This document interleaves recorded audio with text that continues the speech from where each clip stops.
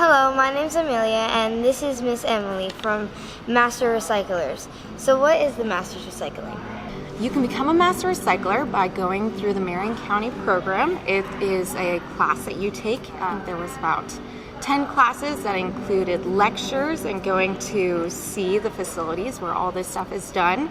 And you do volunteer work afterwards as well. Because the big thing about being a Master Recycler is not only learning how to recycle correctly and learn about where our materials are going, but also to teach other people.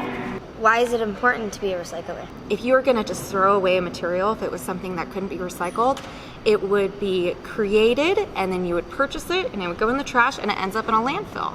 So recycling is really important because what we try to do is we try to close that loop. We try to create something, use it, recycle it, and then it gets turned into something new that we can use again. What things can or can't you recycle? That's a great question. There is big containers that everyone should have in their home, which we call commingled recycling. So the things that go in there are plastic bottles, cardboard, paper, and aluminum cans.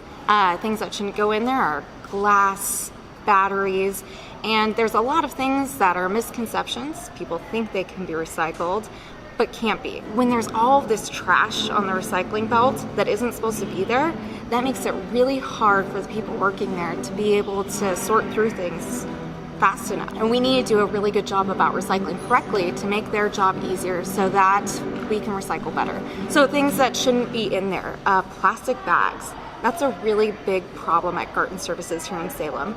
They have to shut down the facility for 2 hours every day to clear out the plastic bags that have been stuck in the machine. And in reality, everyone should be using reusable bags so that all these plastic bags aren't ending up there in the first place. Another reason why we need to recycle correctly is that it can be dangerous for the workers there. When there's all this scrap metal that they have to sort through, people get hurt on the job. That's a really big problem. Things that can be recycled are plastic bottles, and that's just about it. Plastic tubs, plastic bags, plastic food containers, none of those things are recyclable. For paper, a lot of people throw cardboard boxes, pizza boxes in recycling container. Not recyclable because there's food waste on it. Another big misconception is that cardboard boxes that go in the refrigerator and freezer are recyclable, and they're not. Any cardboard meant for a fridge or freezer should just go straight in the trash. So milk cartons and frozen pizza boxes all go in the trash. So really anything plastic should just not go in the recycling? Except for plastic bottles. Shampoo bottles, water bottles, soda bottles, all of those things are recyclable.